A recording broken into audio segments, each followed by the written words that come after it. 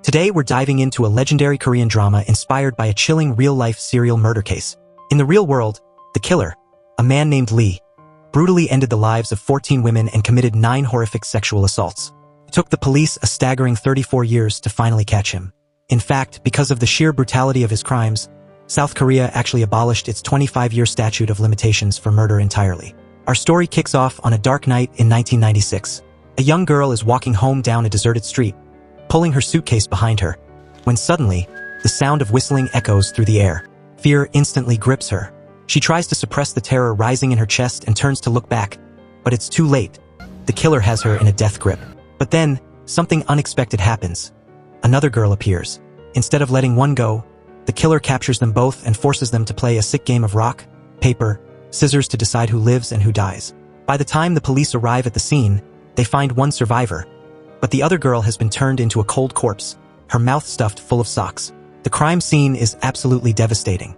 As it turns out, the survivor is the only person to ever escape his clutches. In all the previous cases, the victims were brutally raped and murdered. Fast forward 17 years, and the police are still hunting for the killer. Based on the locations where he struck his 9 previous victims, detectives realized his entire radius of operation was within just 12 kilometers. Yet, to this day, the police have nothing. The killer hasn't struck again in 17 years, earning him the nickname Gap Dong. This unsolved mystery is the reason why veteran detective Chulgon threw away a major promotion to the provincial office. He's determined to return to the city of Tian, ignoring every plea from the chief of police to move on. You see, Chulgon's own wife died at the hands of this monster. For him, his career can't end until he puts Gap Dong behind bars. Meanwhile, another man named Muyeo is also hunting for clues. This killer has a specific signature he leaves at every crime scene, like tying an incredibly intricate fishing knot around the victim's wrists. Muyeo frequently visits the prison to study the behavior of the criminals there. And that's where he sees a name that sends chills down his spine. Gap Dong is back. It's as if the killer is sending a warning that he's ready to start his spree all over again. Is it possible that a man who stayed silent for nearly 20 years is finally coming out of the shadows? For Muyeo, this is personal. His father was once tortured by police during a forced confession. That's the fire that drives Muyeo to find the real Gap Dong. His father was treated like a monster simply because he had hidden a blood-stained jacket. Out of childhood fear and a moment of selfishness, Muyeo actually burned that jacket, destroying crucial evidence. Unfortunately, Detective Chulgon caught him in the act. Having lost his wife to the killer, Chulgon became convinced that Muyeo's father was the culprit. To make things even more complicated, Muyeo's father had a speech impediment. His words were slurred and lacked any logic, which only made the case more confusing. Those traumatic memories left a deep scar on Muyeo's heart. Now, Chulgon and Muyeo find themselves working in the same unit, and the tension between them is explosive. At this point, only catching the real Gap Dong can clear the air. Muyeo heads back to the prison and notices a doctor washing the feet of the inmates. After talking to her, he discovers that this doctor is actually the sole survivor from that night years ago. She's now a prison psychiatrist. She tells Muyeo that she predicts Gap Dong would now be between 39 and 46 years old, and she remembers one specific detail. He had hands as soft as a baby's. Meanwhile, in the prison's cooking class, a young man named Teo is staring at another inmate with an expression of pure, dark admiration. Could he be the real Gap Dong? In real life, this serial killer evaded the police for over 20 years because he was already in prison for another crime, even earning the title of a model prisoner, while the world outside searched for a ghost. The police ordered every single inmate to step up and recreate the drawings one by one, hoping for a match. You see, one of the detectives had a chilling theory. The only reason Gap Dong hadn't struck for such a long time was that he might have been locked up for a different crime all along. Since the police still had preserved samples of Gap Dong's DNA and bodily fluids from the original crime scenes, Chulgon decided to run a massive DNA sweep, comparing them against every prisoner in the facility.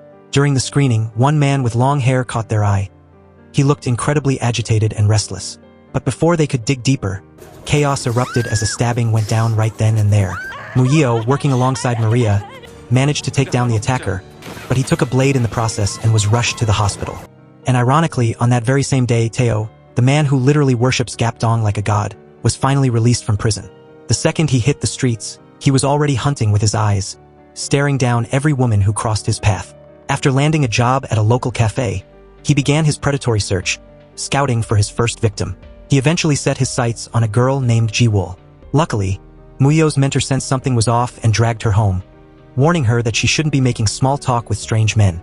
But Jiwoo, completely oblivious to the danger, still wanted to ask the handsome Teo to be her art model, even saying she'd track him down again when she had the chance. As the night grew late, a mysterious man on a motorcycle began prowling the streets, looking for prey. He eventually locked onto a woman walking home alone. Another tragedy was about to unfold. Now, a word of advice. If you're a woman walking home late, always try to stay in crowded areas, or you could find yourself in a terrifying situation. This woman was clearly scared out of her mind, yet she still chose the shortcut to her house.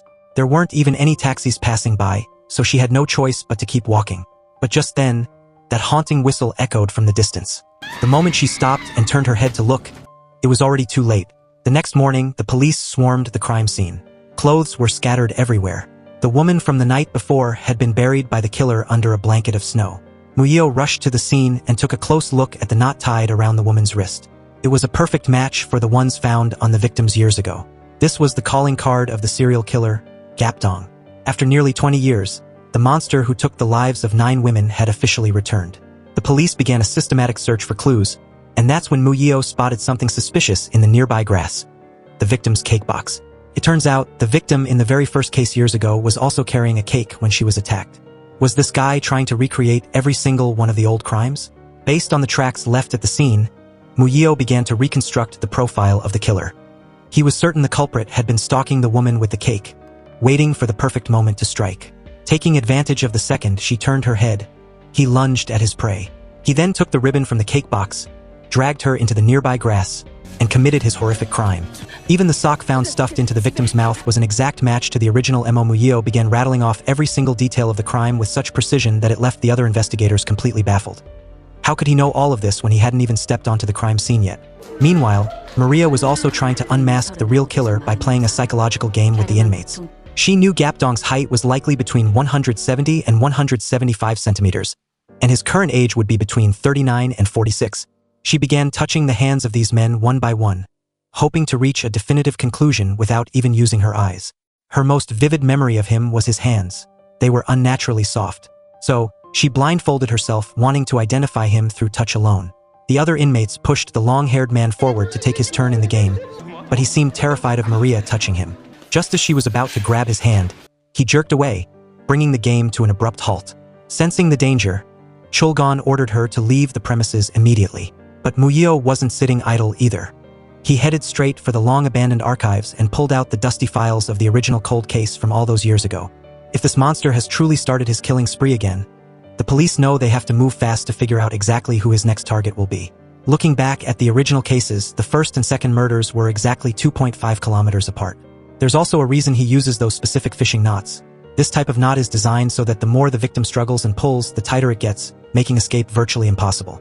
This new crime is a perfect, chilling mirror of the very first case from years ago. The knocked-over snowman, Christmas Eve, the cake box, the socks, and those signature fishing knots. Every single detail screams Gapdong. Muyo is convinced that the second murder will follow the old script to the letter, but his captain isn't buying it. The captain argues that the real Gapdong wouldn't need to repeat himself so precisely. Instead, he believes they're dealing with a copycat, a twisted worshipper who is obsessed with the original killer's work. In other words, this might not be the return of the legend, but the rise of a new fanatical predator. The captain tells Muyo to stop wasting time and go investigate other leads. But Muyo can't even officially be on the clock because Detective Chulgon has forced him onto medical leave, using his injuries as an excuse to sideline him. Meanwhile, the autopsy results come back with a strange twist. The victim wasn't sexually assaulted. There were no stab wounds to the lower body, and the killer left behind 0 bodily fluids. That white substance found at the scene, it wasn't what they thought, it was just whipped cream from the cake. Desperate to stay on the case, Muyo swallows his pride and begs to rejoin the team. Surprisingly, Chulgon agrees, but with one massive condition. Muyo is strictly forbidden from touching the Gapdong investigation. But of course, luck isn't on his side. The case files accidentally slip out of his bag, and Chulgon is the one who picks them up. This discovery only fuels Chulgon's dark obsession. He's now more convinced than ever that Muyo is trying to follow in his father's footsteps and become a killer himself. Muyo is absolutely speechless. He can't believe how blinded by hatred this veteran detective has become. It seems the trauma of losing his wife has turned Chulgon into a man possessed by a single, narrow-minded goal. While this drama unfolds at the precinct, our mysterious man is back on the road, driving toward his next destination. Muyo, remembering the captain's theory about a copycat and the 2.5-kilometer distance rule, jumps in his car and races toward the likely location of the next strike. At that very moment, a woman driving a truck loaded with straw spots a young man, Teo, struggling to pick up his motorcycle. He appears to have a broken arm in a cast. She hesitates, wondering if she should help a total stranger, but eventually, she decides to keep driving. The second her back is turned, Teo's face shifts into a look of pure, predatory rage. But then, feeling a pang of guilt, the woman stops and reverses the truck. Seeing her return, a wicked, triumphant smile spreads across Teo's face. The woman doesn't just give him a ride home. She even invites him in and makes him a hot cup of coffee. But once inside, the act drops. Teo casually rips the cast off his perfectly healthy arm and tells her he wants to play a game. A game where she has to wear a blindfold. It was all a trap. He had faked the injury to lure her in. Meanwhile, having deduced the killer's next move, Murillo arrives at the old bus stop where the second murder occurred years ago. There, he finds the motorcycle with no license plate that Teo left behind. Maria, the sole survivor of the original spree, has also used the old case files to track down this exact location, searching for clues of her own. Murillo quickly calls a colleague to track the motorcycle's route, but he doesn't realize that Teo is lurking in the shadows. Teo creeps up behind him and delivers a brutal blow, knocking Murillo unconscious. Looking exhausted, as if he just finished a heavy task, Teo brushes the straw off his clothes. But for him, this is only the beginning of his perfect plan. Next, Teo places a call to a journalist. He leaks the news that the second murder is about to happen and tells everyone to get ready. The kicker? He identifies himself over the phone as Detective Murillo. As the real Murillo is being rushed away in an ambulance, Teo has the audacity to drive his car right in front of them, blocking the ambulance's path. When news of Murillo's injury and his alleged leaks reach Ji-Wool, who has deep feelings for him, she is terrified. The internet explodes with the news. Gap Dong is officially back. The online reports predict the second victim will be taken on January 7th and mention two chilling details: red clothing and a bus stop. In the original case, the second victim was kidnapped while waiting for a bus. Her body was found the next day buried in a pile of straw, and she was wearing a bright red outfit. Recognizing the pattern, Detective Chulgon immediately goes into high alert. He issues a direct order. For the next 4 days, all women are strictly prohibited from wearing red in public. At the same time, he mobilizes every available officer to begin 24/7 patrols at every single bus stop in the area. By the time January 7th rolled around, the city was under a total lockdown. Even an ant wouldn't have been allowed to wander the streets. The police were on high alert, with their top priority being to keep a razor-sharp eye on Murillo's every move. At a press conference held that same day, officials issued a stern warning to the killer: turn yourself in now, or face the most severe punishments imaginable. But back at home, Teo couldn't have cared less. He sat there, cool as a cucumber, casually whistling a tune. To him, Gap Dong wasn't just a criminal, he was an eternal god. Meanwhile, inside the prison, the other inmates had reached their breaking point. These were men who had committed crimes themselves, but even they had standards. They believed that once a monster like Gap Dong was caught, he deserved nothing less than the death penalty. The long-haired inmate was particularly puzzled.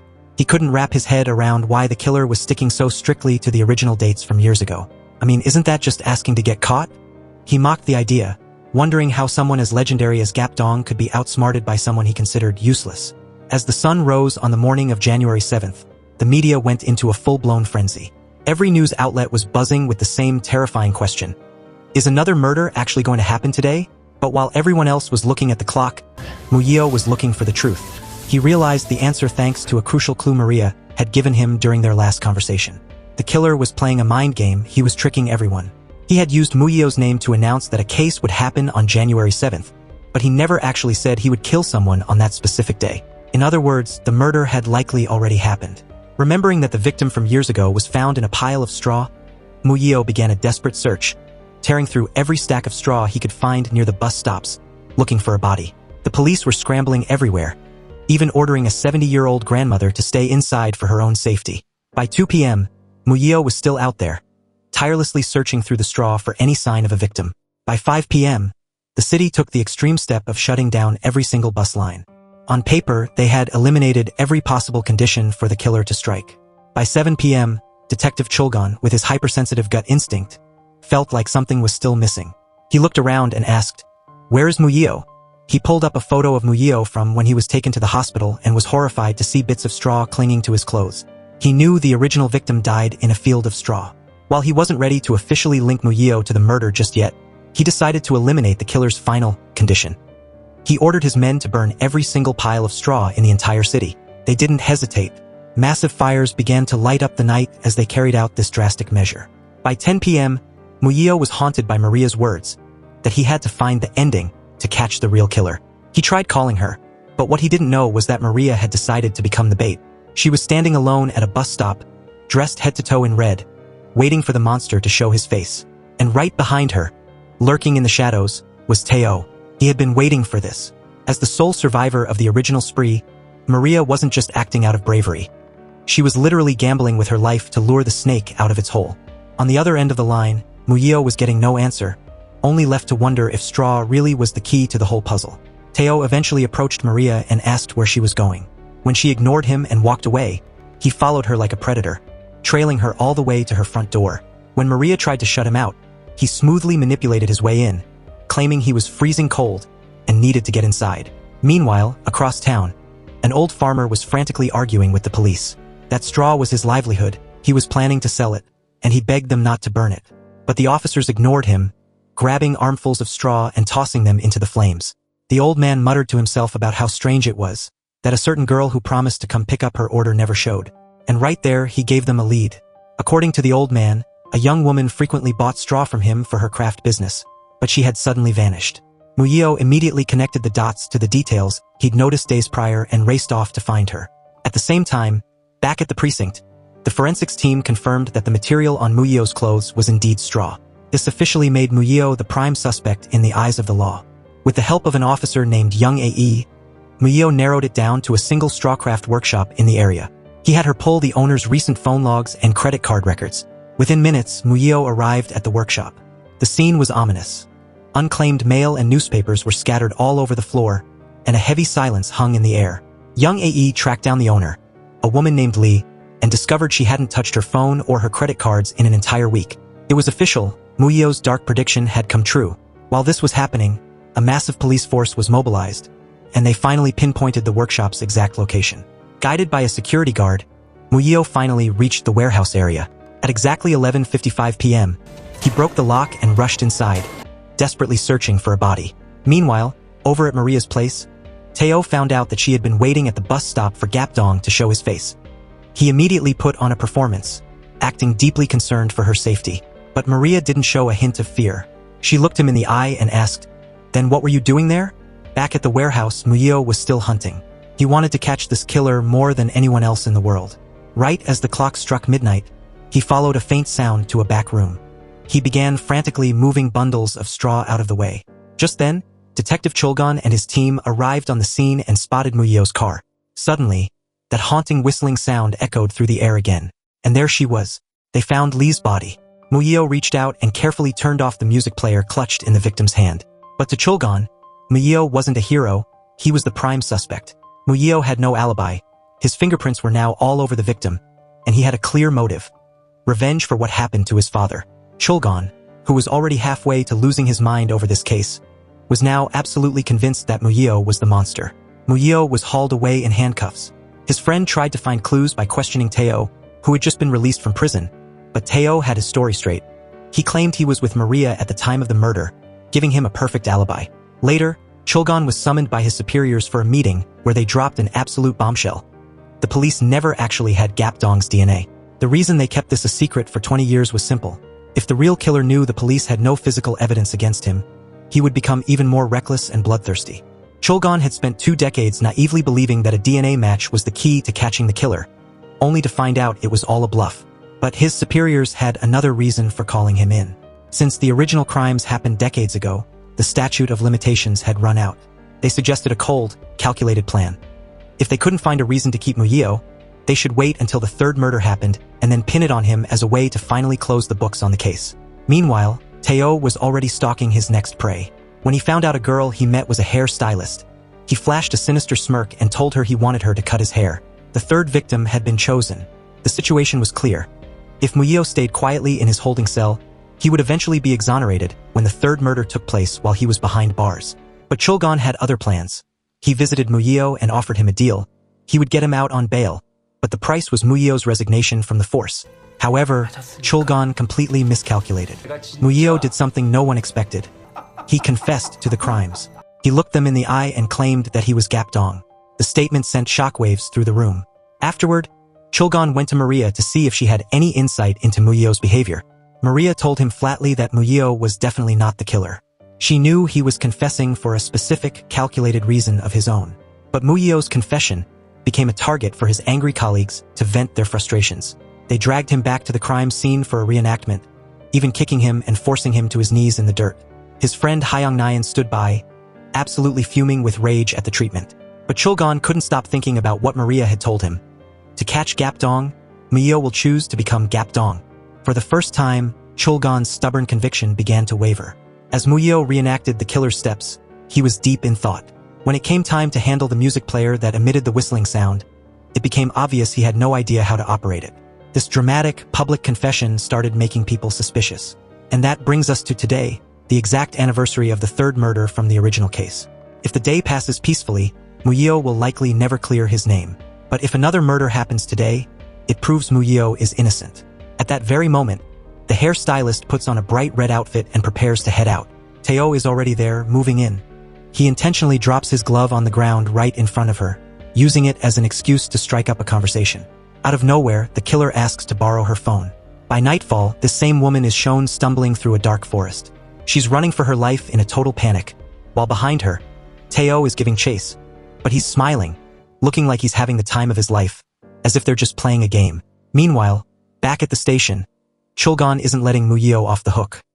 He aggressively interrogates him, demanding to know why he burned his father's blood-stained jacket all those years ago. But Muyeo remains a closed book. He tells the detective he will never reveal the reason to anyone. Losing his temper, Chulgon grabs a heavy metal chair and slams it into Muyeo, leaving him with a gash on his head and blood streaming down his face.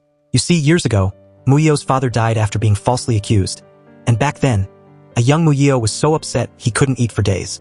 Until one night, driven by hunger, he snuck out and stole a chicken. As he was eating, he realized he had blood on his hands from killing the bird. In that moment, a wave of crushing guilt washed over him.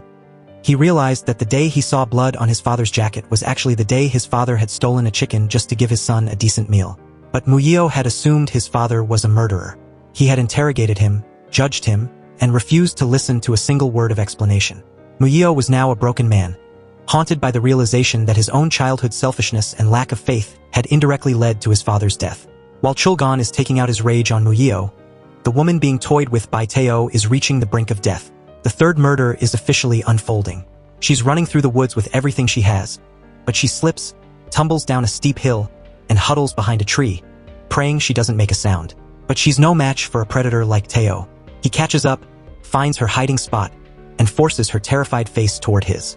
He doesn't care about her crying or her pleas for mercy. Instead, he grabs her phone and uses her own social media account to post a status.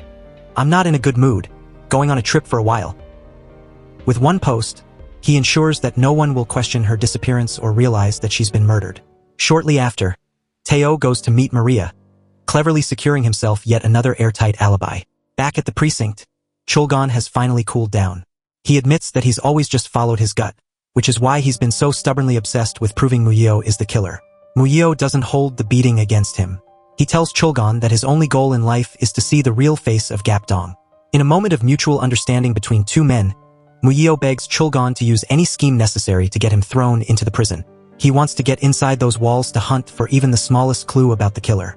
Realizing they are both chasing the same ghost, Chulgon decides to trust Muyeo just this once. They walk out of the interrogation room and put on a massive performance in front of everyone. Chulgon intentionally provokes Muyeo, bringing up an old bet they made about catching Gapdong that involved losing a finger. In a staged fit of absolute rage, Muyeo grabs an axe and swings it down with full force, hacking into Chulgon's hand. Meanwhile, after committing the crime, Teo invites Maria to his house, pretending he needs a medical checkup. But Maria is sharp. She knows there's nothing wrong with his health. While she's there, she notices Teo staring intently at the whistle hanging around her neck. Chulgon is rushed into surgery to have his finger reattached, and Muyeo is hauled off to a holding cell. The captain stands by his side, pleading with him to stop this madness, telling him he doesn't need to throw his whole life away just to end up like his father. But Muyeo walks into that cell willingly. And here's the kicker. The entire incident was a calculated act between him and Chulgon.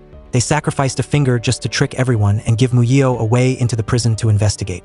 At the same time, the aspiring webtoon artist, Ji Wool, under the creative suggestions of Teo, has begun drawing a series that is a disturbing mirror image of the real-life murders. A month passes, and Muyeo is officially transferred to the prison to undergo his final stage of psychological recovery. When the other inmates hear that he's the legendary lunatic who chopped off a detective's finger, they're instantly terrified of him. The only person who doesn't react is a man wearing glasses, who remains completely expressionless. Even the long-haired inmate is left scratching his head, wondering if this cold-blooded newcomer might actually be the man they call Gapdong.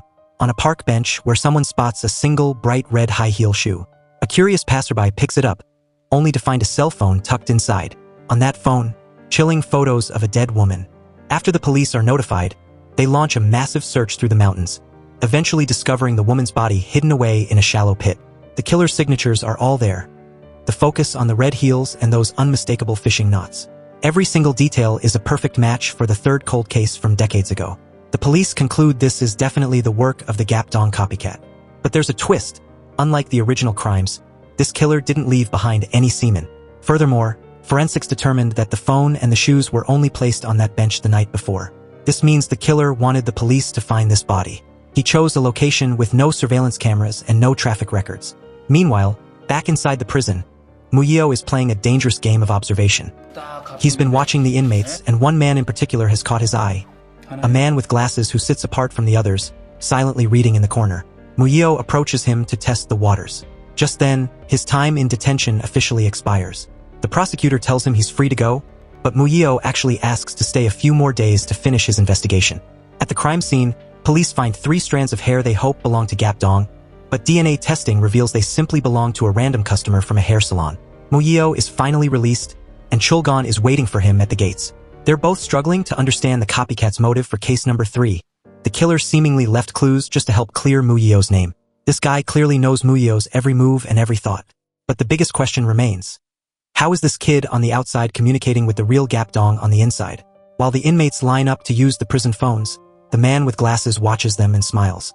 It's a chilling hint that the connection is closer than they think. Outside, Teo is already prepping for case number 4. This time, he wants to lure Muyeo into a trap, and his bait is none other than Maria. The key to this case: a whistle. Muyeo is buried in old files, trying to identify who Gapdong is within the prison and how he's reaching out to the world. He realizes the whistle in case 4 is the crucial link. Years ago, Muyeo had given Maria a whistle, telling her to blow it if she was ever in danger. Worried for her safety, he goes to check on her, and it's a good thing he did. Maria suddenly realizes she's being stalked. Panicked, she blows the whistle for help. Muyeo, who was already nearby, hears the piercing sound. As Maria runs, the stalker closes in. Muyeo lunges out of the darkness and levels the man with a single punch. When he sees it's Teo, the guy who's always hanging around Maria, Muyeo's suspicion flickers, but Teo plays it cool. He claims he was just worried about Maria and wanted to make sure she got home safe. Muyeo outwardly apologizes, but he immediately has a colleague dig into Teo's background. The report comes back. Teo has an airtight alibi for every single murder. But then, the colleague drops a bombshell. Teo's alibi for the night Muyeo was knocked unconscious was actually provided by Maria herself. Muyeo has a sudden moment of clarity. He realizes why the killer has been one step ahead of him this whole time. His every move is being watched. Between Maria, the survivor, and Teo, the innocent shadow, the pieces finally fall into place. This harmless-looking young man is the Gapdong copycat. Looking back at case number 4 from the past, it involved a young woman who had been married for less than a month. At that time, society was paralyzed with fear, so she always carried a whistle for protection. But even that wasn't enough. On her way home, she realized she was being followed. Just as she went to blow the whistle, the killer snatched her, dragging her into the darkness before she could make a sound. The victim's body was found the very next day, discarded in a nearby ditch. None of her personal belongings were missing, which made one thing very clear. The whistle found at the scene wasn't just an object. It was the signature of the crime. True to form, the killer had tied those unmistakable fishing knots around the victim's wrists. But here's where the mystery deepens. While the DNA found in the first 3 cases was an identical match, the DNA from the original 4th case was completely different. This led investigators to believe that the 4th murder was either the work of an accomplice or a different copycat from 20 years ago. Now, 2 decades later, this modern-day copycat is meticulously recreating those first 3 cases. With the anniversary of the 4th murder just days away, the question on everyone's mind was, will he strike again? Muyeo has been keeping a razor-sharp eye on Teo. Meanwhile, Maria has been conducting her own psychological evaluation of him, and what she found was chilling. His personality is deeply fractured. It turns out, Tao's father died in a violent incident when Tao was only 12 years old. At the time, the boy was the prime suspect. However, because there was no physical evidence that a 12-year-old was capable of such a murder, the case went cold. And get this, the detective in charge of that case back then was none other than Muyeo. As night falls, Tao begins putting his plan for the next murder into motion. He finds a middle-aged man and uses a truly sick tactic. He threatens the life of the man's young son, essentially blackmailing the father into becoming a murderer for him. The situation gets even weirder when the plot of Ji-Wool's webtoon starts matching reality perfectly, sometimes even predicting events before they happen. Muyeo immediately confronts Tao, knowing he's the one feeding her inspiration. But Tao is smooth and has an answer for everything. Without direct evidence, Muyeo is forced to let him walk. As the date for the fourth murder looms, the police chief suggests taking Tao into custody based on suspicion alone just to see how he reacts. But Detective Chulgon shuts that down. He argues that if they arrest him and the murder doesn't happen, Tao could sue them for wrongful arrest, making it nearly impossible to catch him later. Instead, Chulgon proposes a dangerous gamble. Since Maria is close to Tao, they should use her as bait to lure him into a trap. The chief thinks it's way too risky. What if another innocent victim gets caught in the crossfire? Chulgon won't hear it, arrogantly claiming that no one understands Gapdong's mind better than he does. That night, feeling the pressure from his superiors, the police chief returns to the original crime scene, the detective's harsh words echoing in his head. He seems to have realized something crucial. The next morning, the man Tao blackmailed is seen with a haunted look in his eyes, staring at a beautiful schoolteacher nearby. He looks at his innocent son and hesitates, his heart breaking. Meanwhile, undercover police are tailing Tao's every move. The blackmailed father spots Tao on the street and is paralyzed with fear. One look from Tao tells the man all he needs to know. He has to go through with it. But in a split-second lapse in concentration, the police lose Tao's trail. True to his pattern, whenever it's murder day, Tao reaches out to Maria. Right on cue, he calls her, inviting her to an amusement park to cheer her up.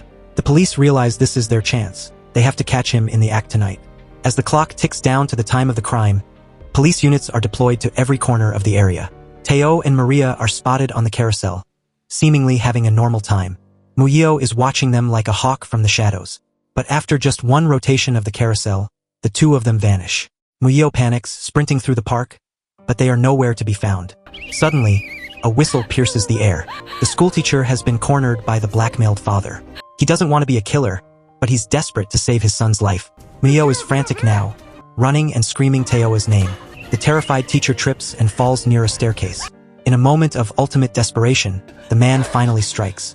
The murder has happened, and just as the horror unfolds, Muyeo finally spots Tao and Maria, calmly standing there, eating cotton candy as if nothing happened. All those moments where it looked like he was going to strike Maria were nothing but a smokescreen. It was a mental game he created because his ultimate goal was much simpler. He just needed the real victim to show up exactly on time.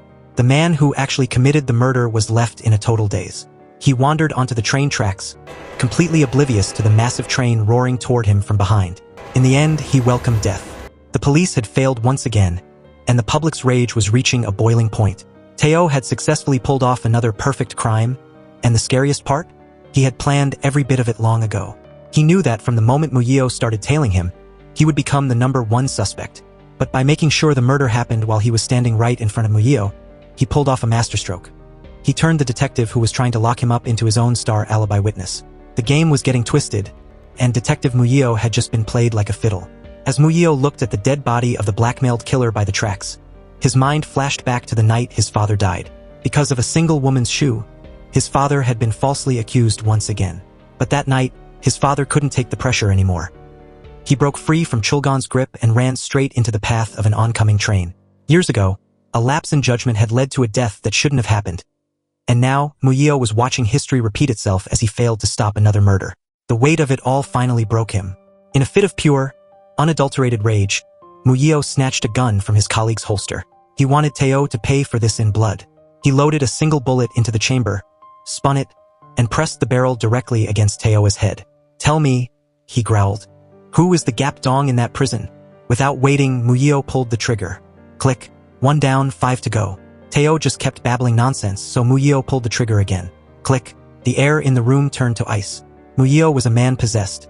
Without a second thought, he pulled the trigger a third time. Click. There were only 2 chances left, But Muyeo was done playing games. He was ready to finish it. Suddenly, police sirens wailed as backup arrived. Just as the officers outside were about to rush in to find Muyeo, a gunshot rang out. Everyone froze. What just happened? To everyone's shock, veteran detective Chulgon had actually shot Muyeo down. Even Teo couldn't believe his eyes. In the interrogation that followed, Teo's high-priced lawyers showed up, demanding that Chulgon stop violating their clients' human rights. It's a bitter pill to swallow, but apparently even monsters have human rights. They even threatened to sue Muyeo for attempted murder the second he woke up. Chulgon could only let out a heavy sigh. The truth was, he never wanted to pull the trigger on Muyeo. When he held that gun, his mind was a battlefield. He thought of his disabled daughter, and he aimed at Muyeo. Then he thought of his blood feud with Gapdong, and he aimed at Teo. In that split second of internal agony, his finger twitched, and he fired. Not at Muyeo, but at the gun in Muyeo's hand. The bullet shattered the weapon, but a piece of shrapnel flew up and struck Muyeo in the head, knocking him unconscious. Muyeo was rushed into emergency surgery. The scans showed a fragment of the bullet pressing directly against his frontal lobe, making the operation incredibly dangerous. Meanwhile, the forensics team was back at the crime scene. There were no fishing knots found this time, which led some to ask, could this even be considered case number 4? The answer was a resounding yes. The newlywed victim and the presence of the whistle were perfect matches for the original cold case. And there was another similarity. The public's fury was just as intense as it was 20 years ago. Distraught, Chulgon called his daughter and asked her through tears if he had made the wrong choice. See, years ago, Chulgon suspected Muyeo's father the moment he saw him. After his daughter fell from a building and became disabled, Chulgon became convinced that Muyeo's father was the one responsible for her tragedy. Because of the mess this current case had become, provincial leadership decided Chulgon was no longer fit to lead the Gapdong task force. But Chulgon didn't care about his pride. He told them flat out, if bringing in someone else would finally solve this case, he would resign on the spot. If a 5th murder actually happens, the leadership of the entire investigation team is going to be dismantled. But because the police already have a prime suspect in their sights, there's still a sliver of hope that they can stop the next strike. 2 days before the anniversary of the 5th original murder, the police begin a massive surveillance operation, moving their pieces into place ahead of time. Meanwhile, as soon as Muyeo regains consciousness, he's hauled into a room with the Internal Affairs Bureau. They're grilling him about his unorthodox interrogation methods on the rooftop. But between Muyeo's ironclad denials and the fact that the police force tends to protect their own, the charges don't stick. He's cleared of wrongdoing and is set to be reinstated to active duty. But the peace doesn't last. Teo tracks down Muyeo and makes a chilling offer. If you commit the 5th murder for me, I'll spare the lives of the people you love. Muyeo, of course, has zero intention of playing along. His only goal is to find a way to put this monster behind bars for good. You see, the original 5th case involved a high school girl who vanished during a school picnic. She was found the next morning in a flower garden near her home. Her hands and feet were bound with a scarf, a handkerchief was stuffed in her mouth, and there were fingerprints left on a glass surface, though they were too blurred to identify. So the script for this next crime is clear. A high school girl, a picnic, a scarf, a handkerchief, and a flower garden. Meanwhile, inside the prison, the man with glasses, Tae-sik, is acting strangely. He's seen acting incredibly submissive toward a mysterious figure, promising that he will never, ever reveal that person's true identity. Shortly after, Detective Chulgon arrives at the prison to interview the high-priority suspects. After comparing everyone, he realizes that Tae-sik fits the original criminal profile better than anyone else. Tae-sik used to work for a public telephone company, meaning he would have been intimately familiar with every nook and cranny of the city. However, Tae-sik flat out denies being Gapdong. When Chulgon asks him if the real Gapdong is currently hiding inside the prison, Tae-sik hesitates before claiming he doesn't know. Chulgon tries to recruit him as an informant, but the man with glasses isn't ready to talk just yet. Outside, Teo heads to Maria's house. He's fuming about their last encounter, feeling deeply betrayed. He realized that Maria, the woman he actually trusted, had been working behind his back with Muyeo to take him down. Before he can finish his confrontation, Muyeo bursts in and kicks Teo out without a second thought. This rejection sparks a new, petty plan in Teo's twisted mind. Knowing that the young student Ji-wool is head over heels for Muyeo, he sends her a message through a chat app, revealing that Muyeo and Maria are currently alone together. Ji-wool is so blinded by jealousy that she rushes out of her house, but Hyung Nyan tries to stop her. With the anniversary of the 5th murder approaching, the police are under orders to keep all high school students off the streets. Inside the house, Muyeo and Maria are arguing. He's furious that she's putting herself in danger by investigating on her own. In a moment of physical weakness and emotion, Muyeo suffers a dizzy spell and collapses into Maria's arms. Outside, Hyung Nyan loses the argument and finally gives in, driving Ji-woo to Maria's house. But the timing couldn't be worse. Ji-woo looks through the window and sees Muyeo and Maria embracing. Heartbroken, she pushes Hyung Nyan away and bolts into the night. She's sobbing as she runs, realizing just how much she loves Muyeo, only to see him with the doctor. In the chaos, Hyung Nyan loses track of her. At the same time, the surveillance team reports that they've lost sight of Tae-oh. This is a worst-case scenario. As Ji-woo wanders the streets, crying and talking to herself, she unknowingly walks right into Tae-oh's web. Tae-oh greets her with a dark, eerie hello that sends a jolt of terror through her. She's so scared she collapses onto the ground. In a cruel twist of fate, Ji-woo, a high school girl, has just become the perfect target for the fifth murder. A moment later, Tae-oh uses Ji-woo's own phone to call Muyeo. He's officially kidnapped her. He tells Muyeo that he won't hurt her yet, but if Muyeo wants to see her alive, he has to do exactly what was asked. Muyeo has to be the one to commit the fifth murder. Tae-oh hangs up, and the police confirm through CCTV that the two are indeed together. Muyeo is absolutely losing his mind with worry, consumed by a desperate urge to find Tae-oh and kill him with his bare hands. But Detective Chulgon warns him to slow down. This is obviously another psychological trap set by Tae-oh. Meanwhile, back at the prison, the inmate named Tae-sik asks Maria for a private word. After she agrees, he steps forward to meet her, but pay attention to the long-haired guy in the background. His eyes are turning dark and predatory. Tae-sik is clearly struggling with a massive, life-altering decision. After a moment of hesitation, he pulls a scrap of paper from his sleeve and begs her to get this to Chulgon. But the second he heads back to his cell, he realizes he's already being watched. Maria can't help herself. She opens the note. It's just a string of numbers. She tries to copy them down quickly, but Tae-sik snatches the paper back immediately. He warns her to act like she knows nothing and to keep this a total secret before he rushes out. It turns out, these numbers were entered by an inmate while he was waiting in line to use the prison phones. This same mystery man has been using handwritten notes to stay in constant contact with Tae-oh on the outside. Tae-sik still isn't 100% sure if this person is the real Gap-dong, and when Maria asks him directly, he can't give her a definitive yes. While this is happening, Muyeo is on a solo mission to find Ji-woo. Command center tracking shows that Tae-oh has taken her across the city limits into another town. A massive police force mobilizes to begin the search, but back in the prison, the atmosphere is getting heavy. Tae-sik is in the textile room, methodically tearing fabric to create a rope. Maria finally passes the secret numbers to Chulgon. On the streets, Muyeo is stopping every passerby, but nobody has seen the pair. Noticing the swarm of police cars flying past him, Muyeo calls young AE and asks her to track one specific location. He spots a crowd of high schoolers and realizes it's their school picnic day. All the keywords finally click. High schoolers, a picnic. The location has to be a flower garden. He asks around, and a local confirms there's a garden nearby. But Tae-oh is already there, and he has already overpowered an innocent girl. He even has the audacity to post a photo of her fingernails online to taunt the world. Muyeo frantically races to the garden gates, only to find every single entrance locked tight. Back at the precinct, the detectives see Ji-woo's social media status.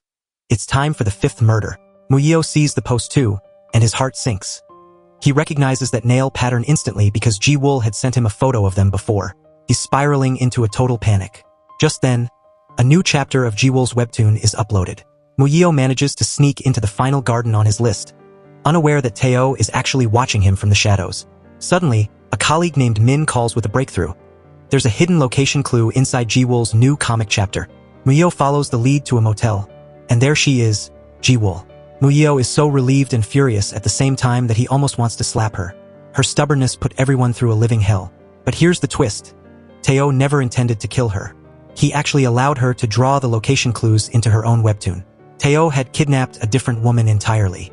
He forced this other victim to draw a heart on her hand and took a photo of it just to mentally break Muyeo by using the person he's closest to. The location is confirmed now. Fuming with rage, Muyeo grabs a pair of nunchucks, ready to end Tae-oh once and for all.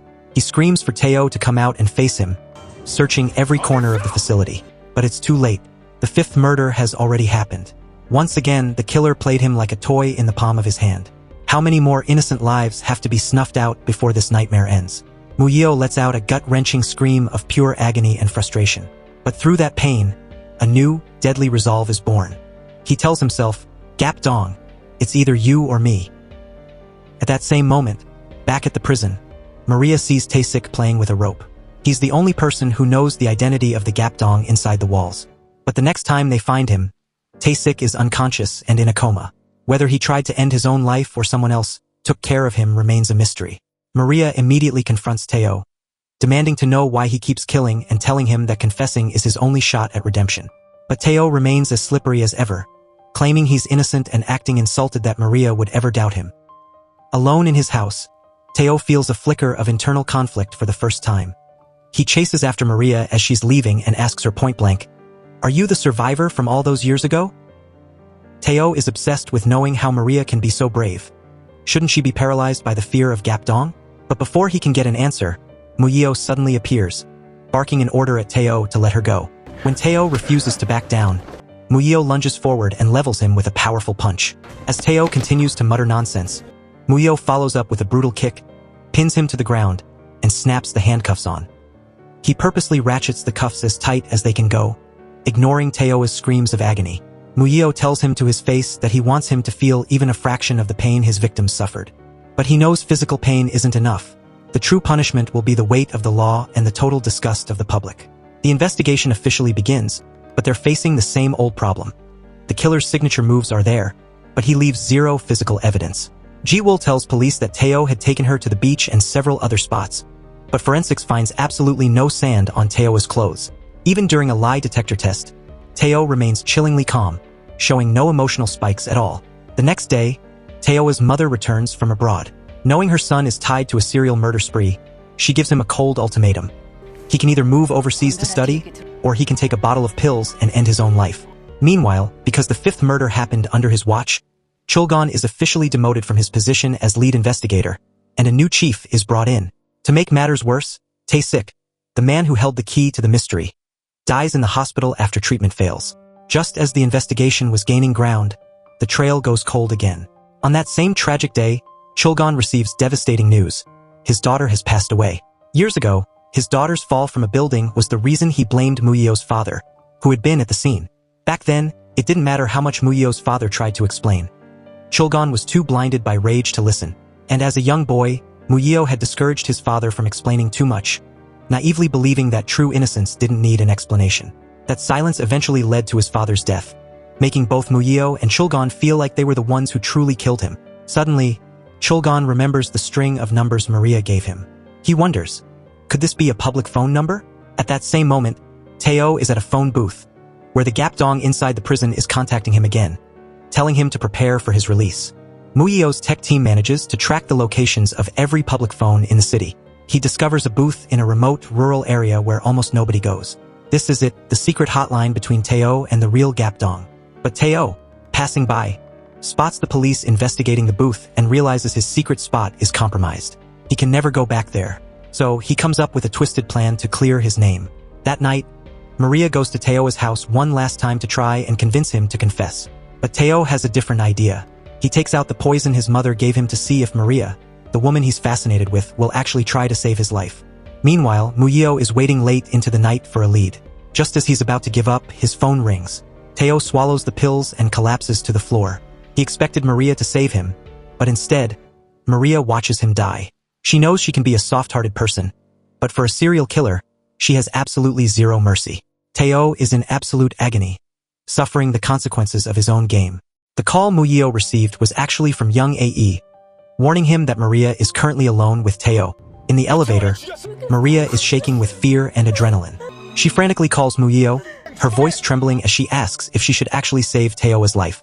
He deserves to die, but he's also the only person who knows the true identity of Gapdong. Part of her wants him dead more than anything, so she keeps asking Muyo over and over, "What do I do?"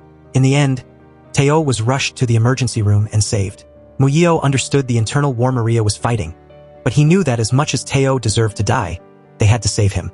Even though everyone knew he was a monster, the law demands due process and physical evidence, so, for now, the killer was allowed to live another day. As soon as he stabilized, Tae-oh's mother made her move. She planned to whisk him out of the country immediately, leaving her high-priced lawyers to clean up the horrific mess he left behind. Days passed, and Muyo visited the recovering Tae-oh, demanding to know the truth. Who is the real Gapdong? Tae-oh just smirked and gave a chilling answer. Gapdong is someone you'd never expect. Left with no other choice, Muyo went back to the one place he had a lead. the remote phone booth. He sat there day and night waiting for a sign. And then it happened. The phone actually rang. Could his lifelong enemy finally be on the other end? With his heart pounding against his ribs, Muyeo picked up the receiver. The voice on the other end was cold. "This is our last call," the man said. Muyeo was so stunned he couldn't even speak, and sensing the silence, the caller abruptly hung up. It turns out, the person who had been mentoring Teo from behind bars was the useless, long-haired inmate that everyone mocked. Gap Dong was indeed the last person anyone suspected, and today was his final call because it was the day he was being released from prison. In a tragic twist of fate, Muyeo actually walked right past him on the street, having no idea that the ghost he had been hunting for decades was right there in the flesh. The original case number 6 involved a woman who was snatched while taking a taxi home. The signatures of that crime were specific: wallpaper, a taxi, a silk scarf, a partially nude victim, and a field of sesame plants. Looking at the history of cases 1 through 6, you can see the killer's methods becoming more evolved, more frenzied. The police were bracing for a strike in 12 days, but Muyeo, calculating by the lunar calendar, realized the anniversary was actually today. He interrupted the chief's briefing to warn them, but the clock was already ticking. Meanwhile, the long-haired man, now free, made contact with Teo. Strangely, the legendary killer seemed terrified of being caught by Muyeo. But Teo, who once worshipped him, was now acting arrogant. "If they catch us, Teo said.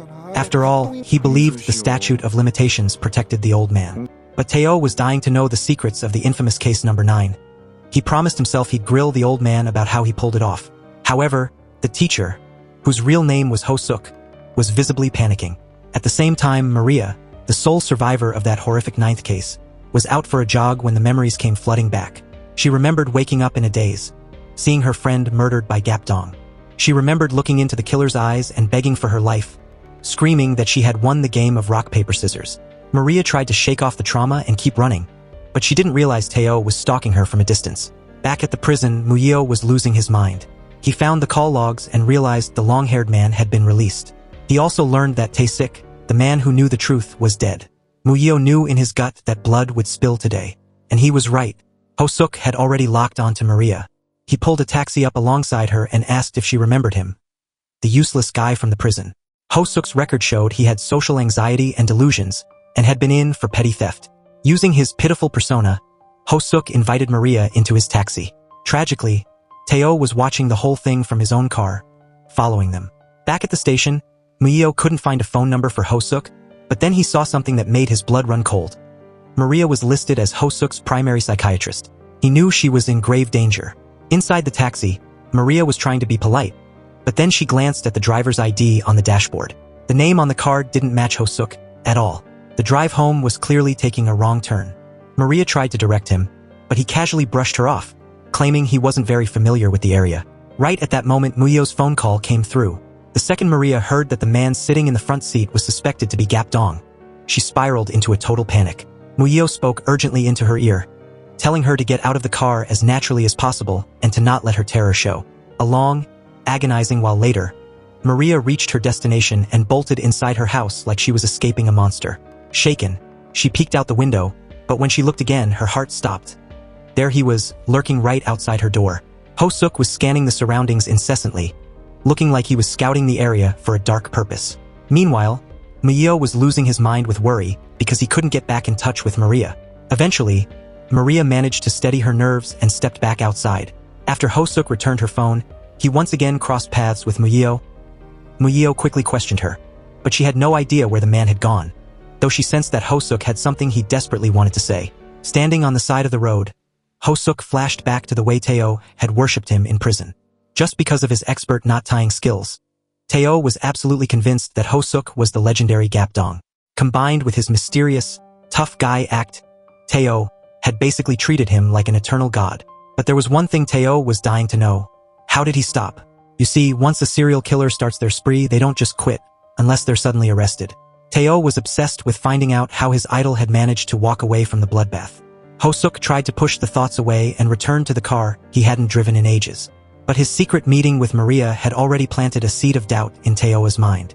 Teo confronted him, asking point-blank why he had stopped killing. Ho-suk tried to stall, saying, "I'll tell you once you finish the 9th murder." But too many details were starting to make Teo suspect that this guy was a total fraud. Ho-suk countered by asking how Teo could explain the fishing knots. Those knots were a signature that only the real Gapdong would know, and that was the only reason Teo was still hesitating. On one hand, Ho-suk had zero predatory aura of a killer. On the other hand, he knew the knots and every gruesome detail of the crimes. But the one thing Ho-suk couldn't explain was why he stopped.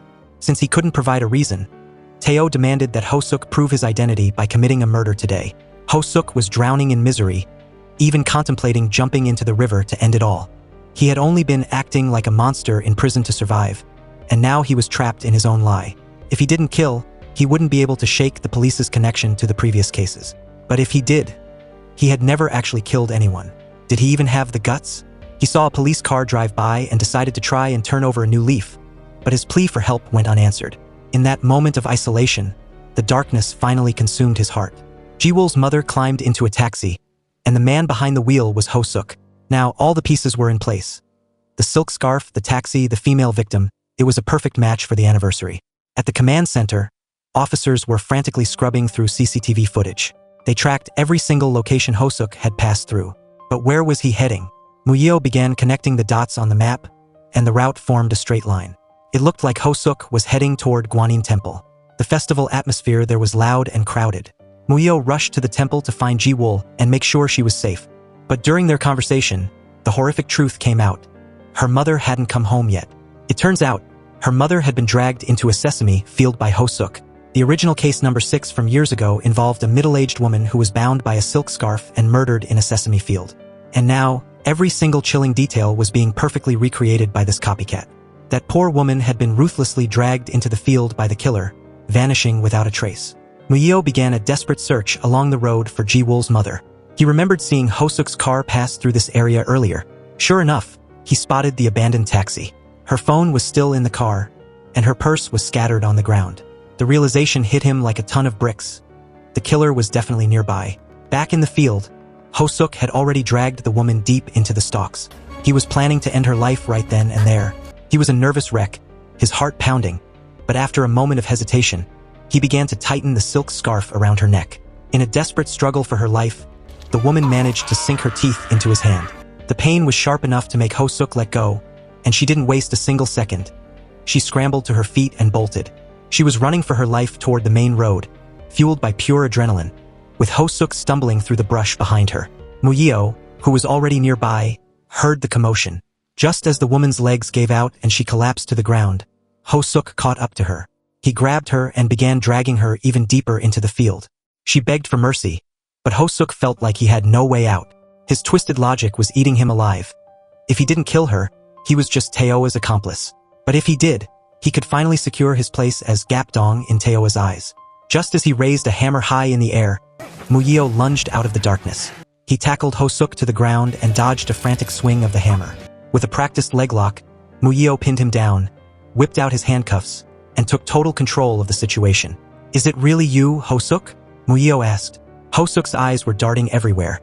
He looked like he didn't even recognize himself anymore, but with all the evidence pointing to him, he was officially the new Gapdong. Muyo demanded to know if he was working with Teo. During the interrogation, Chulgon arrived on the scene. He looked at the suspect and told Muyo to stop the questioning. This man was not Gapdong. Muyo didn't want to believe it, but Chulgon insisted that Ho-suk was nothing more than a puppet. He told Muyo that he understood the excitement of finally catching the monster, but the facts didn't lie. This wasn't the guy.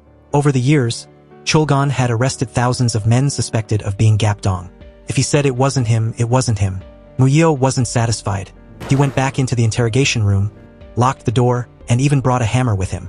He uncuffed Ho-suk, deciding that if the man wouldn't talk, he'd use some extreme psychological tactics to break him. After all, the only reason Muyo became a detective was to catch this ghost. Ho-suk was terrified, cowering in the corner of the room. Muyo slammed him onto the table and began mimicking Gapdong's exact methods, tying Ho-suk's hands with the signature fishing knot. He whispered in his ear, asking if he got a rush from doing this. Did it turn him on when the victims begged for their lives? He mocked him, saying he must have tasted blood with the first murder and then became more cold-blooded with the second, third, and fourth, becoming more ruthless and disgusting with every life he took. Muyo pressured him to admit he was the one who killed all 9 women. Finally, Ho-suk snapped. He flipped the script, pinning Muyo against the wall and using the silk scarf to tie Muyo's hands. He sneered, "If you want me to be Gapdong, fine. I'll play the part today." He even mocked Muyo's knot-tying skills, saying they were pathetic and that he'd show him how a real expert does it. But this was exactly what Muyo wanted. He had pushed Ho-suk to the brink to see if he truly had the soul of a killer. Ho-suk grabbed the hammer and moved as if he was going to kill Muyo, but his hands began to shake uncontrollably. That tremor proved everything.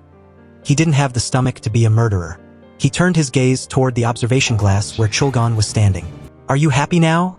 he screamed at the glass. "Is this fun for you?" With a roar of rage, he slammed the hammer down, but not on Muyo. As he calmed down, Ho-suk admitted he had committed crimes, but he claimed the person who truly destroyed his life was Chulgon. Because he had once been a suspect, Chulgon had branded him a monster. His life had been turned into a living hell just because of one detective's obsession. To Ho-suk, the man chasing the killer had become a bigger villain than the killer himself. Gap Dong at least has the memory of the people he killed. But Detective Chulgon? His hypersensitivity and reckless obsession have essentially killed the lives of countless innocent people. Chulgon is ready to apologize to the man he wronged. But at this point, what would that even change? Whether it's his own life or the lives of the suspects he hounded, everyone's world has been completely demolished by this ghost named Gap Dong. As the professor looks over Ho-suk's personal file, something suddenly clicks in his mind. He pulls a notebook of police case files off his shelf, desperately hunting for a connection. Turns out, Ho-suk was actually a patient the professor had treated in the past.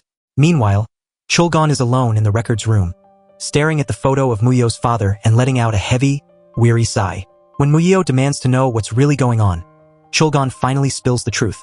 Years ago, Ho-suk was the man who looked most like the real Gap Dong. He was arrested at a fishing hole after an anonymous tip came in. However, Ho-suk was quickly exonerated for a reason most men would find humiliating. He had a physiological dysfunction that made it impossible for him to commit the crimes. Chulgon had promised to keep this embarrassing secret buried, and Ho-suk was released. But Chulgon broke that promise. The word got out. Ho-suk was labeled as Gap Dong by the public, and he lost his job and his reputation. The revenge graffiti in the prison? That was Ho-suk's way of hitting back at Chulgon on the very day the detective returned to Tian. Chulgon is drowning in guilt now, feeling like he is the one who summoned the monster back into the world. In the interrogation room, Ho-suk is on a hunger strike, refusing to eat a single bite. Muyo tries to get him to talk, asking how he knew all the secret signatures of Gap Dong's crimes. But Ho-suk stays silent. The case hits a dead end because he won't reveal who he was working with on the outside. Just then, the professor rushes in. He admits to both men that Ho-suk learned the gruesome details of Gap Dong's crimes during their therapy sessions. Apparently, back then, Ho-suk wanted to help catch the killer just to prove his own innocence to Chulgon. The professor blames himself, saying he didn't guard his confidential case files well enough. But then, the professor says something that sends a chill through the room. Anyone can become Gap Dong, even someone like Chulgon. He immediately realizes he said too much and tries to cover it up with a wordy explanation. But the damage is done. Muyo's instincts are screaming. He knows the professor is hiding something big. Back in his office, the professor is clearly rattled. He moves some books on his shelf, revealing a small, hidden box tucked away in the back. Meanwhile, Muyo is obsessively rereading the case files, his mind spinning over the professor's cryptic words. He goes behind Chulgon's back and asks a colleague to run a secret investigation on the detective. As Chulgon drives home, his own mind drifts back to a rainy night 20 years ago, to an ambush he conducted at a crime scene and something he saw that night. This is the one secret he has never told a soul. Teo is preparing to flee the country. A few days before his departure, he finds Ji-woo and asks her a startling question. "Will you come with me?" He tells her he needs someone who has the power to make him stop. It's a desperate plea. Teo actually wants to quit his killing spree, and he thinks she might be his anchor. But Ji-woo has no idea what he's really talking about. Muyo, desperate for the truth, confronts the professor again. He demands to know what he meant by anyone can be Gap Dong. The professor gives him a textbook answer. Many serial killers are just good people wearing masks. There could be a psychopath hiding in plain sight right next to us. Muyo isn't convinced. He knows the man is still holding back. Just before Teo is set to leave, he gets a call from Ji-woo. Even though she's often jealous of Muyo and Maria, her heart is with Muyo. She tells Teo she won't go with him. With that rejection, Teo's last chance at having someone to stop him vanishes. When Muyo finds out Teo is about to go abroad, he screams at the chief in frustration. But the chief's hands are tied. According to the law, Teo is an innocent man, and there's no legal way to keep him in the country. Chulgon had finally admitted to everything. Staring at that long-sealed confession, his heart was a chaotic storm of emotions he couldn't suppress. The seventh cold case from years ago was a nightmare. A victim was murdered by a riverbank during a torrential downpour. The key markers of that crime were rain boots, a raincoat, and a piece of electrical wire used to strangle her. During the original forensic sweep, the professor had actually found a police badge at the scene, Chulgon's badge. At the time, Chulgon was already under suspension. To protect him, the professor hid the badge and kept it in his office for decades. He reasoned that if it were a premeditated murder, a killer wouldn't be stupid enough to leave their own badge on the body. After Muyeo left, the professor confronted the shell-shocked Chulgon, demanding to know how the badge ended up there. Chulgon finally cracked. It had slipped out of his hand while he was trying to prove his identity to the woman who had fallen. Paralyzed by fear, he never came forward. For 20 years, he lived in agony, writing a confession and waiting for the day the police would finally find that badge and arrest him. But 20 years passed and no one came. Muyeo was still confused, though. If Chulgon said the woman just slipped and fell, why did the crime scene have all the ritualistic markers of Gapdong? This was the part that made Chulgon's blood boil. On the night he intended to turn himself in, the news broke. The woman's death was officially ruled as Gapdong's 7th victim. The realization was sickening. While Chulgon had been lying in wait to catch Gapdong, the real Gapdong was standing right there in the shadows, watching him, laughing at him. The killer watched a detective accidentally cause a death, and after Chulgon fled the scene in a panic, Gapdong stepped out and performed his ritual on the body. It was the ultimate trap. He turned a tragic accident into a signature murder just to mock the man hunting him. With Chulgon's secret finally out, Muyeo decided to share the one truth Chulgon had always wanted to know. Muyeo confessed that as a boy, he loved eating boiled chicken, but they were too poor to afford it. One day, his father brought home a chicken for lunch. Because his father was slow and had trouble communicating, he couldn't explain that he had simply stolen the bird. The blood on his father's jacket, the evidence Chulgon used to brand him a monster, was actually just chicken blood. But Muyeo, convinced his father was a killer, burned the jacket. He destroyed the only thing that could have proven his father's innocence and effectively sent him to his death. Both men realized they had spent 20 years living in a hell of their own making, all because of Gapdong. Finally, the two men dropped their decades-long grudge and united for one goal: catching the monster. Meanwhile, Teo was officially arrested for the murder on the plane. This time, there was no escaping it. A passenger sitting next to him had captured the entire thing on video. Teo was hauled back to the detention center. However, his high-priced lawyers taught him a new trick: play the mental breakdown card to derail the investigation. Teo began smashing everything in his cell, screaming at the top of his lungs, and refusing to speak to anyone except Maria. Muyeo, not trusting the situation for a second, waited outside the facility. He hoped that, in his frenzied state, Teo might actually let a secret slip. Under Maria's careful psychological prodding, it seemed like Teo was finally on the verge of spilling everything. At that same moment, a car pulled over in a deserted suburban area. A haunting whistle echoed through the air. A man wandered through an open field, and suddenly, Muyeo's phone rang. As the figure stepped out of the shadows and into the light, the truth was finally revealed. It was the section chief, the man in charge of the investigation. He was Gapdong. It was a twist absolutely nobody saw coming. As he stood alone in the tall grass, Muyeo called him, completely unaware of who he was talking to. Muyeo was simply calling to ask the chief to send more backup to watch over Maria and Teo. Back inside, Teo was baring his soul to Maria. He looked at her and confessed. He really, truly wanted to stop being a killer, but every single time he tried, the monster inside him wouldn't let him walk away. The second the section chief heard that Teo was on the verge of a full confession, he scrambled to get into the room, but Muyeo blocked his path. He wasn't about to let the chief interrupt such a critical breakthrough. As the investigation unfolded, more and more of Teo's crimes were officially verified. The precinct was buzzing with excitement. They had finally nailed one of the two Gapdongs. But while the team celebrated, the section chief quietly slipped away from the party. Muyeo followed him out. He expressed his deep gratitude for the chief's mentorship over the years, but he made one thing very clear. Even though the statute of limitations had technically expired for the original crimes, he was never going to stop hunting the real Gapdong. The chief looked at him and asked, "And what will you do once you catch him?" "Just forget about Gapdong." He argued that since they already caught the high-profile copycat, there was no point in digging up the past. He insisted that continuing the investigation was a waste of time. But the universe had other plans.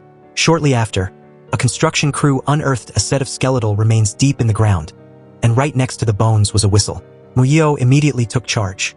According to the professor's geographic profiling, all the original crime scenes were clustered around the Guanyin Temple. Muyeo dug into the old files and remembered a detail from a veteran officer. The victim of case number 8 was a female police officer nicknamed Crybaby. Back then, the investigation team was made up of young, handsome detectives who actually stayed at the temple during the manhunt. This led to a chilling theory. Could Gap Dong actually be a cop? Muyeo began analyzing photos of missing persons from that era. But when the section chief caught a glimpse of a woman named Jung Suk, his face shifted, just for a second, into an expression that was anything but normal. Meanwhile, Maria returned to the spot where she was attacked all those years ago. She was determined to face the trauma of case number 9, hoping to finally pull a clear image of Gap Dong's face from her memory. She remembered the sick game he played, forcing her and her best friend to play rock paper scissors to decide who lived. She won, which meant her friend died. Just as Gap Dong was about to break his promise and kill Maria anyway, a sudden noise interrupted him. It turns out, a young Muyeo had accidentally stumbled nearby, saving her life. The noise spooked the killer, and he vanished into the night. Maria had never known this. She always believed the killer simply chose to let her go. When Muyeo arrived at the scene, Maria, still in a state of sheer panic, actually tackled him. But through the chaos, she finally remembered every gruesome detail. Back at home, the section chief was having dinner when he abruptly brought up the idea of moving the family abroad. He was clearly looking for an exit strategy. Shortly after, Maria worked with a forensic artist to sketch Gap Dong's face from her memory. Ji Wool, despite her jealousy, was brought in to help with the sketch. The section chief stood by, watching them with a heavy, troubled heart as the portrait was completed. It turned out that the young Gap Dong was actually quite handsome. Just as the chief prepared to leave, Muyeo dropped a bomb. He wanted to use age progression technology to see what that face would look like at 40 years old.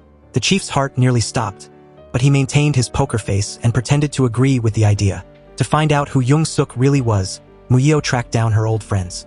She had gone missing in 1995, and they remembered her well. Muyeo showed them photos of the clothing found with the skeleton, but they didn't recognize them. However, the second they saw the whistle, they knew. It belonged to Jung Suk. They explained that the whistle was a gift from their friend Eun-ji, the female cop nicknamed Crybaby. Eun-ji was the victim of case number 8 and had been Jung Suk's classmate. Forensic testing confirmed the remains were indeed Jung Suk. This meant that while Eun-ji's body was left out in the open for the world to see, the killer had secretly buried Jung Suk.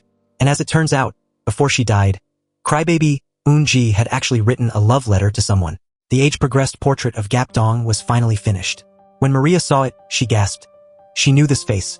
It was incredibly familiar, yet she couldn't quite place where she had seen it. Later, Muyeo spoke with Eun-ji's mother.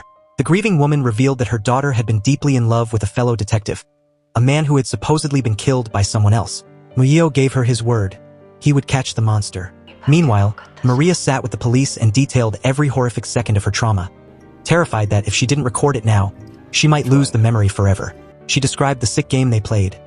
She and her best friend had agreed to always throw scissors in rock paper scissors, because neither could bear the thought of the other being killed. But in a split second of sheer, blind terror, Maria accidentally threw paper, and that one mistake led to her best friend's death. She spent years thinking she was a survivor, but she realized now that she was just a toy in Gap Dong's twisted game. When the session ended, the section chief leaned in and whispered a chilling, cryptic question to her. Was it fun winning? Maria froze. She couldn't believe he had actually said that. At that moment, a flashback reveals the truth of case number 8. The chief had overheard the young female cop, Eun-ji, whispering about him. He convinced himself she was onto his secret, so he killed her, not for a ritual but to protect his cover. Muyeo's mind began connecting the dots, too. He remembered the night of the 8th murder, when a man had bumped into him in the dark and nearly cracked his head open. He realized now that man was the chief. Later, during dinner, Muyeo pulled out the love letter Eun-ji had written. He watched the chief's face turn pale and noticed that as soon as he left, the chief threw the letter away. That was the final straw. Muyeo knew his mentor was Gap Dong. That night, Muyeo sent an old photo of the young section chief to Maria. Her heart nearly stopped. There was no doubt. This was the man who had tried to kill her all those years ago. The realization hit her like a tidal wave. Now that they had their suspect, they just had to make him talk. Muyeo gathered a small group of trusted colleagues to run a secret background check on the chief's travel history. DNA was useless since they had nothing to compare it to, so they had to find a legal loophole. When veteran detective Chulgon heard the news, he was floored. Even though he had been stripped of his rank and was powerless, he begged Muyeo to finish what they started. Sensing the walls closing in, the chief started to get restless. Not long after, Muyeo lured the chief out and had his team move in for the arrest. The chief didn't even put up a fight. He followed them into the station with a smug, quiet confidence. The clock was ticking 48 hours. That's the legal limit they could hold him without a charge. Muyeo looked him in the eye and asked, I was the one who interrupted you when you were trying to bury that body, wasn't I? If I hadn't had my nunchucks, you would have killed me too. But the chief didn't flinch. He denied every word. While the interrogation was going on, the team was working around the clock. They finally found what they needed, the chief's exit records. They discovered he had spent more than 30 days outside the country over the years. Under Korean law, those 30 days effectively paused the clock on the statute of limitations, meaning they could still prosecute him for the original murders. Regarding his comment to Maria, the chief played it off as an unfortunate coincidence. Maria, in absolute agony, looked at him and asked, "Why? Why did you let me live?" The chief calmly replied that he wasn't Gapdong, arguing that if he were, he would never have been stupid enough to leave a living witness. He even mocked her memory of his soft hands, knowing that 20 years of police work had made his hands rough. Despite their best efforts, the 48 hours expired without a full confession or a smoking gun. But justice has no expiration date. Driven by the team's relentless spirit, the police officially reopened the Gapdong files, ensuring he couldn't just vanish. After his release, the chief went to find Maria. She didn't back down. She shoved a photo of her and her dead friend in his face, telling him to stop the act. The mask finally slipped. The chief flew into a demonic rage and grabbed Maria by the throat, nearly choking the life out of her. Even after that, he tried one last desperate move. He claimed he had dissociative identity disorder, multiple personalities. He wanted the world to believe he wasn't responsible for his actions. But the doctors saw right through his lies. They declared his condition was a total fabrication. With his back against the wall and the evidence mounting, the trial of the century was finally ready to begin. With Maria's positive identification, the suspicions surrounding the section chief reached a fever pitch. But just when it looked like they had him, the killer tried one last desperate legal loophole. He began acting as if the Gapdong personality had completely taken over his mind. He was trying to prove he was legally insane, because in the eyes of the law, an insane person cannot be sentenced to prison. He staged a complete, chaotic meltdown right in the middle of the courtroom. His performance was so convincing that, for a moment, it really did look like he had a split personality. However, Muyo wasn't buying a single second of the act. Very quickly, Maria spotted the one piece of evidence that proved he was faking. You see, the nickname Gapdong was actually created by Muyo's father after the second murder had already occurred. But the section chief, in his insane state, claimed he had been Gapdong from the very beginning. That one chronological slip-up, mentioning a name that didn't even exist yet, caused his entire insanity defense to collapse like a house of cards. The court wasn't going to let him off easy, but they still faced a massive hurdle. There was still no physical evidence connecting him to the crimes. Under the law, a confession alone isn't enough to convict someone of murder. Sensing he might still walk, the chief's predatory instincts kicked back in.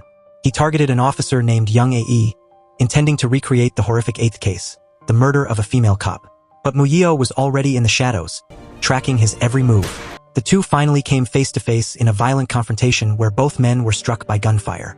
In a final, life-or-death struggle, Muyo pushed the section chief to the absolute limit, forcing him to admit to every single atrocity. The monster finally cracked, revealing not just the original 9 murders, but a string of hidden cases that the police had never even known about. With that full confession and the details only the killer could know, he was finally handed the maximum sentence allowed by law. Justice had been delayed for decades, but the souls of the victims were finally able to rest in peace. And that is the end of this legendary story. Thank you all for watching, and I'll see you in the next one.